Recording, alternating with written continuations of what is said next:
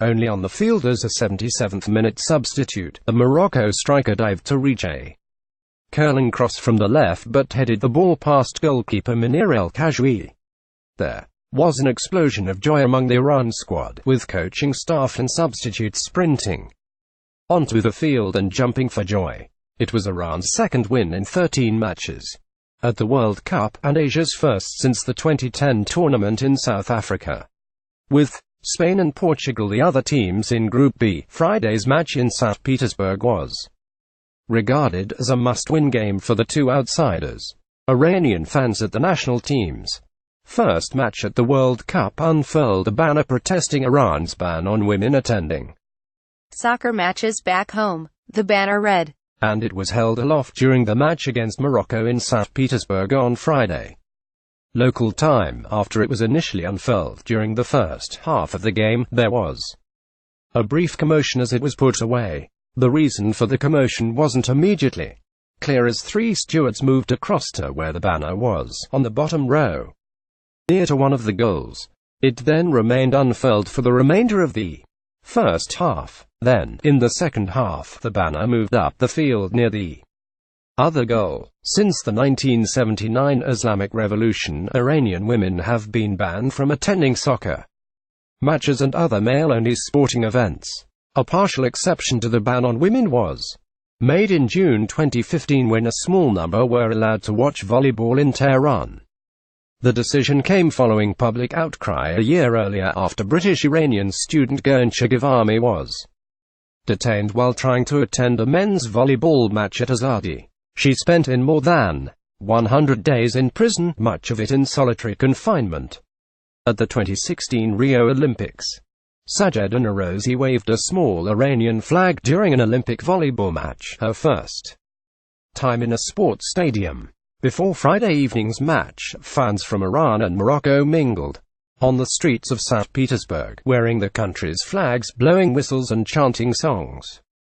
Without any animosity, enthusiastic Iranian women were among them. That contrasted with the one of the main squares in Tehran, where a billboard portrays fans celebrating and holding aloft the World Cup, accompanied by the slogan, "One Nation, One Heartbeat."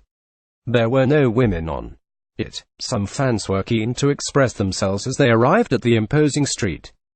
Petersburg Stadium. "It's my first time as an Iranian female to be in a stadium.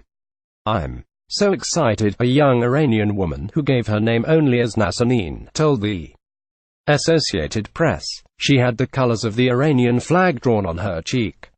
One couple came with a banner reading 4,127 kilometers, 2,564 miles, to be at the stadium as a family, expressing protest against the ban. Having traveled so far to be together in a stadium, they were keen to make the point, "We should come here, 4,127 kilometers to be at the stadium as a family.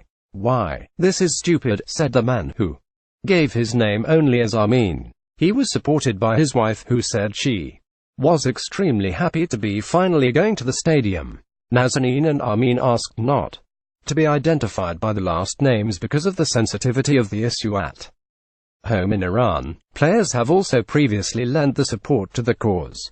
Iran captain Masoud Shojaei, who is playing in his third World Cup, has been a vocal advocate of ending the ban, as has former Bayern Munich midfield Ali Karimi, who played 127 matches for Iran and was formerly assistant to Iran coach Carlos Queiroz.